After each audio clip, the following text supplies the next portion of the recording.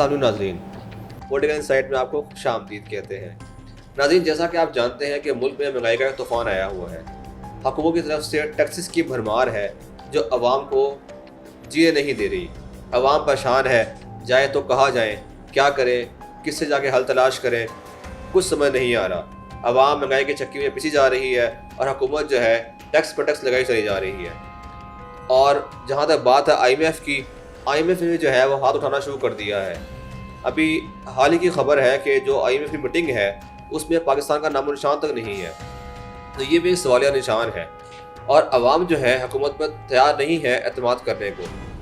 تو ہمارے سے موجود ہیں اس حوالے سے عمر فاروق صاحب، آئیے ان سے ہم بات کرتے ہیں۔ السلام علیکم سر۔ جی فاروق صاحب، بہت شکریہ، آپ نے بڑا ایک پرٹیننٹ کویسچن پوچھا ہے، اور لوگ جو ہمارا پروگرام سنتے ہیں بشمول لاکھوں لوگوں کے، وہ اس سوال کا جواب جاننا چاہتے ہیں۔ سب سے پہلے میں آپ کو تھوڑا سا بتا دوں کہ آئی ایم ایف ایک کوئی اسٹیٹک چیز نہیں ہے، یہ ایک آرگینک ادارہ ہے جس کے 190 ممبران ہیں، اور بیسکلی یہ اسٹیبلش ہوا تھا 1944 میں، اور پرپز آئی ایم ایف کا یہی تھا، جس کے 190 ممبرز کنٹریز ہیں، کہ کوئی بھی ملک اگر مشکل میں پھنسا ہو فائنینشلی تو آئی ایم ایف اس کی ہیلپ کر سکے۔ ہیونگ سیڈ دیٹ، میں یہ آپ کو بتانا چاہتا ہوں کہ آئی ایم ایف کا مین پرپز یہی ہوتا ہے کہ آپ کے ملک میں فائنینشیل ڈسپلن لے کے آئے، تاکہ آپ تھوڑے اپنے اخراجات قابو کریں اور تھوڑے سے آپ کے جو خرچے ہو رہے ہیں ان پہ آپ قابو پائیں اور آپ اپنے آمدنی کے ذریعے بڑھائیں۔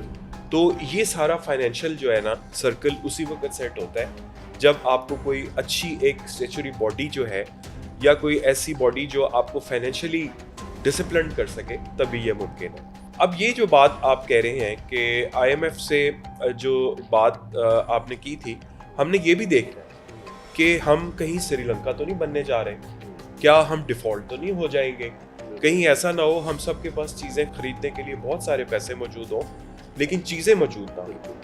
کیونکہ جس وقت آپ کے پاس کوئی چیز آتی ہے، فار ایگزامپل فارن ریزروز میں اضافہ ہوتا ہے، تو آپ نے دیکھیں ایڈیبل آئل خریدنا ہوتا ہے، پیٹرول خریدنا ہوتا ہے، کئی کیمیکلز ہیں پاکستان میں پیدا نہیں ہوتے، وہ آپ نے خریدنے ہوتے ہیں، الیکٹرانکس کا سامان ہے، اسمبلڈ انجنز ہیں، جو آپ سارا کچھ یہاں بلواتے ہیں۔ تو اس لیے آئی ایم ایف جو ہے ایک طرح سے آپ کے لیے ضرورت بھی ہے، اور آپ اس کو کہہ لیں کہ پہلا پروگرام جو آئی ایم ایف کا تھا پاکستان نے 1958 میں لیا تھا، اور اس وقت سے لے کے اب تک لونز پائل اپ ہوتے ہوتے بہت زیادہ ہو چکے ہیں۔ اچھا سر، آپ کیا سمجھتے ہیں ابھی جو پچھلے ہفتے ہڑتال ہوئی ہے تاجروں کی جانب سے، اور ملک کی ہڑتال کی گئی ہے شٹ ڈاؤن ہڑتال، اور اسی چیز کے خلاف، تو آپ کیا سمجھتے ہیں کہ انہوں نے عدم اعتماد کا اظہار کیا ہے حکومت کے اوپر کہ ہم آپ کے ساتھ نہیں ہیں، آپ جائیں آئی ایم ایف پاس یا نہ جائیں، ہمیں کوئی کنسرن نہیں ہے اس چیز سے، ہم ٹیکس نہیں دینے والے؟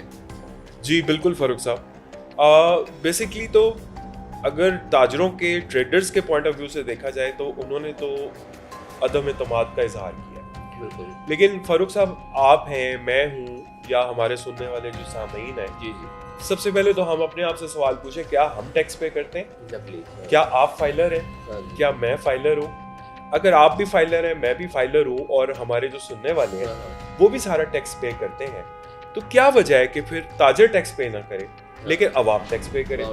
یہ تو ایسے ہی ہے کہ آپ چاہتے ہیں آپ کا گھر بھی چلے لیکن آپ کو کوئی خرچے کے پیسے بھی نہ دیں۔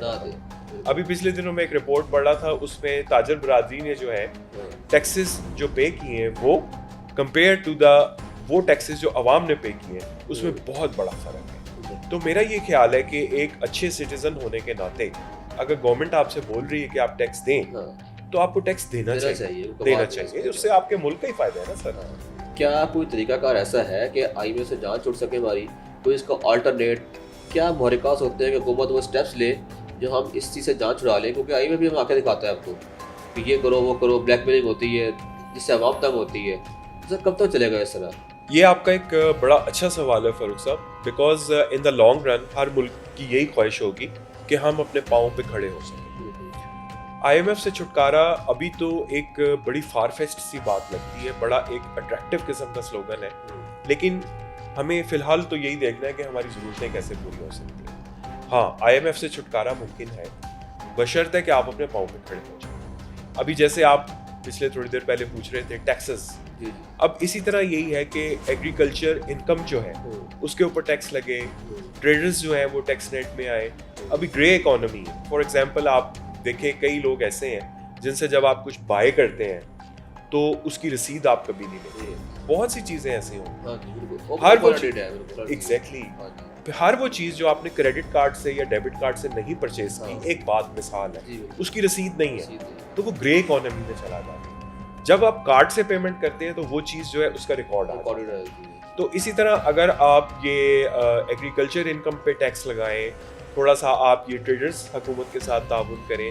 پھر سب سے بڑی بات یہ ہے کہ ابھی ہمارے پرائیویٹائزیشن کے جو منسٹر ہیں عبدالعلیم خان, وہ بڑا ایک اس چیز کو لے کے چل رہے ہیں کہ پی آئی اے جو ہے بڑی خسارے میں جا رہی ہے. اسی طرح یوٹیلیٹی سٹورز ہیں, یہ وہ چیزیں ہیں جن کے ساتھ اگر ہم ان کو تھوڑا پرائیویٹائز کریں, لیکن اس کے لیے ضروری ہے کہ گورنمنٹ جو ہے اسٹرانگ فوٹڈ کھڑی ہو, تبھی یہ ممکن ہو سکے گا کہ گورنمنٹ کے اخراجات کم ہوں, اور جب اخراجات کم ہوں گے تو پھر آپ جو ہے اس قابل ہو سکیں گے کہ پاکستان جو ہے اس میں مشکلات ہوں. جی ناظرین, آپ نے گفتگو سنی عمر صاحب کی. یقیناً ہم سب کی خواہش ہے آپ کی طرح کہ پاکستان جلد سے جلد اپنے پاؤں پر کھڑا ہو اور ہم کسی کے محتاج نہ ہو. جو ہم تانا بن گئے ہیں دنیا کے لیے بھکاری ہونے کا, یہ ٹیگ ہم پر سے اترے اور ہم بھی دنیا کے اندر ممتاز قوم بن کر ابھریں. ہماری دعا ہے کہ وہ وقت جلدی آئے. یقیناً ہمیں بھی انتظار ہے اور آپ کو انتظار ہوگا. مجھے دیجیے اجازت, انشاءاللہ دوبارہ ملاقات ہوگی. اپنی رائے سے کمنٹ سیکشن میں ضرور آگاہ کیجیے گا اور ہمارے چینل کو سبسکرائب کیجیے گا. شکریہ.